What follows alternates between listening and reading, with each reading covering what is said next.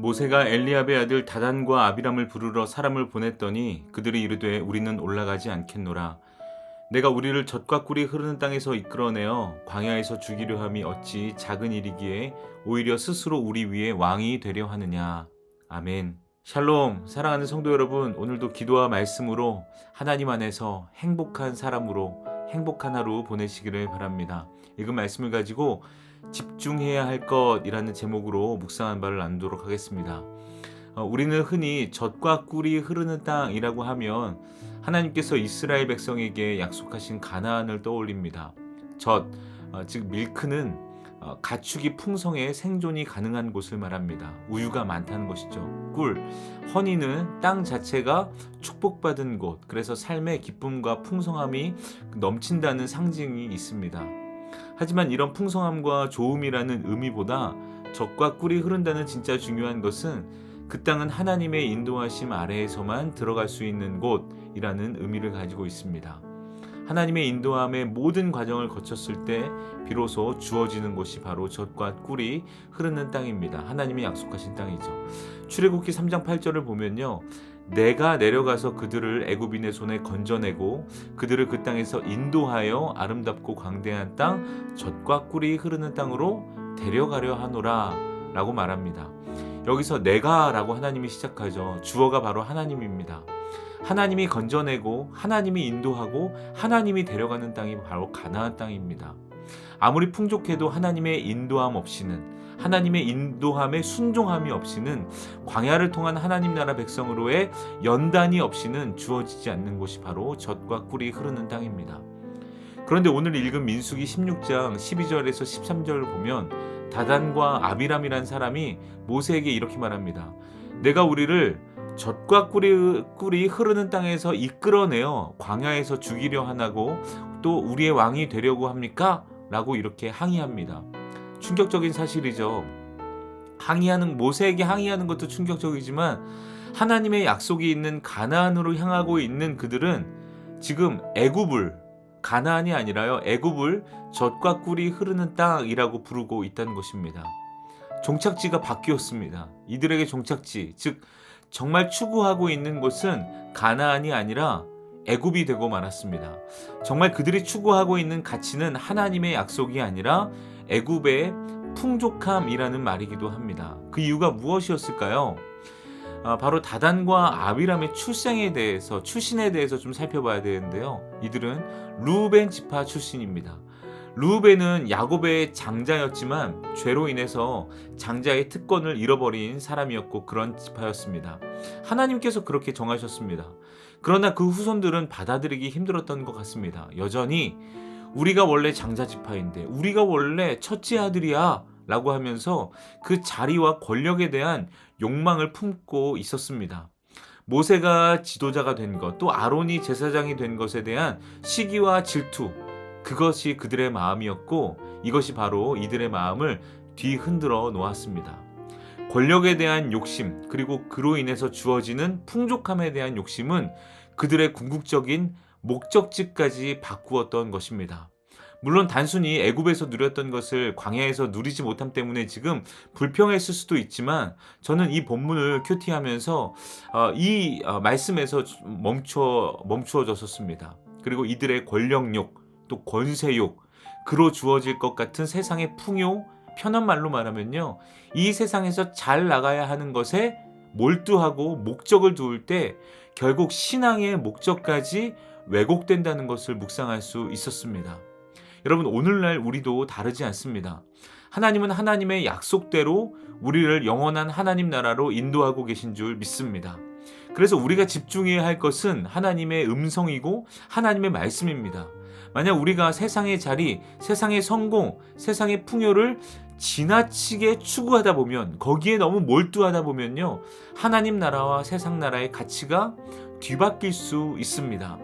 하나님이 약속하신 가나안을 바라보는 대신 세상의 풍요와 쾌락을 젖과 꿀이 흐르는 땅이라고 착각할 수 있습니다. 착각이라는 말이 너무 신사적인 것 같습니다. 세상 나라에 너무 집착하면 하나님 나라 백성이 아닌 사람이 되는 것입니다. 다단과 아비람 그리고 이스라엘 백성에게 광야라는 현실이 꽤 어렵기는 했을 것입니다. 사실이죠. 그러나 하나님은 이미 하나님이 애굽보다 강한 분임을, 애굽보다 풍족한 분임을, 하나님의 광야에서 먹이시고 기르시는 분임을, 하나님의 인도하심을 충분히 그들에게 보여주셨습니다. 그렇다면 그들은 하나님의 인도하심을 따라 살았어야 합니다. 그것이 그들의 정체성이었습니다. 그것이 가나안, 즉 천국을 향해 걷는 하나님 나라 백성의 삶입니다. 그러나 그들은 세상에서 높아짐, 풍족함에 집중했기 때문에 애굽을 젖과 꿀이 흐르는 약속의 땅으로 고백하고 말았던 것입니다. 당장의 만족과 세상의 기준에 마음을 빼앗기면 삶의 목적 자체, 신앙의 목적 자체가 변질될 수 있음을 우리에게 보여줍니다. 다단과 아비람이 어떻게 되었냐고요? 결국 광야에서 생명을 잃어버렸습니다. 그들의 비극은 세상에 대한 욕망을 집중했기에 시작되었다고 할 수 있습니다. 저와 여러분은 지금 무엇에 집중하며 살고 있는지 돌아봐야 합니다. 오늘 말씀은 우리의 삶을 돌아보는 것을 지금 오늘 말씀이요 우리에게 요청하고 있습니다. 혹시 우리는 주식에 집중하고 있진 않은지, 또 복권에, 또 건강에, 자녀들의 형통함에, 아니면 집값이 오르고 승진하는 것에 집중하고 계신가요? 좋습니다. 사실 이 모든 것들은 당연히 집중해야 합니다. 우리는 이 세상에 살고 있으니까요. 그러나 동시에 우리를 영원한 하나님 나라로 인도하고 계신 하나님의 뜻에는 얼마나 집중하고 있는지 저와 여러분은 생각해 봐야 합니다. 여러분 얼마나 하나님의 뜻을 묻고 계십니까? 아니, 앞서 말했던 것들이 얼마나 하나님의 뜻 안에서, 하나님의 영광 안에서 해석되어지고 계획되어지고 있는지 우리는 곰곰이 생각해 봐야 합니다. 집중해야 할 것에 집중하지 않으면 어쩌면 우리도 가나안이 아닌 애굽을 젖과 꿀이 흐르는 땅이야, 거기가 바로 약속의 땅이야 라고 고백할 수 있습니다. 이 세상을 우리의 천국으로 여기며 영원히 살 것처럼 살 수 있습니다. 이것이 우리의 연약함의 실력입니다. 어디에 집중할 때요? 세상에 집중할 때요. 여러분 마지막으로 요한 1서 2장 15절에서 17절 말씀을 읽어보겠습니다. 이 세상이나 세상에 있는 것들을 사랑하지 말라. 누구든지 세상을 사랑하면 아버지의 사랑이 그 안에 있지 아니하니 이는 세상에 있는 모든 것이 육신의 정욕과 안목의 정욕과 이생의 자랑이니 다 아버지께로부터 온 것이 아니요 세상으로부터 온 것이라. 이 세상도 그 정욕도 지나가되 오직 하나님의 뜻을 행하는 자는 영원히 거하느니라 라고 말하고 있습니다. 하나님의 인도하심을 신뢰하며 세상의 가치에 매몰되지 않기를 바랍니다. 하나님 나라 가치에 집중하여 세상의 가치를 분별하고 오히려 세상의 가치를 우리가 새롭게 할 때 우리가 하나님 나라를 향해 걸어가는 순례자임이 드러나게 될 것입니다. 오늘 한번 세상의 가치가 아닌 하나님께 더욱더 집중하는 하루를 보내시기를 바랍니다. 아마 그렇게 되면요 주님의 살아계심과 인도하심을 분명히 경험하게 될 줄 믿습니다. 함께 기도하겠습니다. 하나님, 오늘 말씀으로 우리에게 말씀하여 주시니 감사합니다.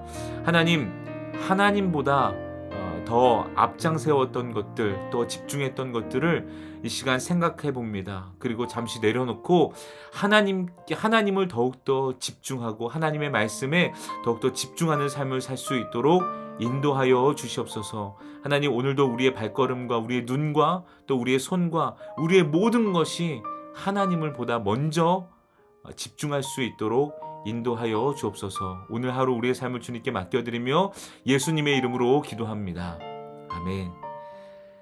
네, 여러분 말씀을 가지고 기도하시고 또 공동 기도 제목을 가지고 기도하시고 또 교회와 사랑하는 담임 목사님 위해서도 기도하시기 바랍니다. 우리 함께 기도하겠습니다.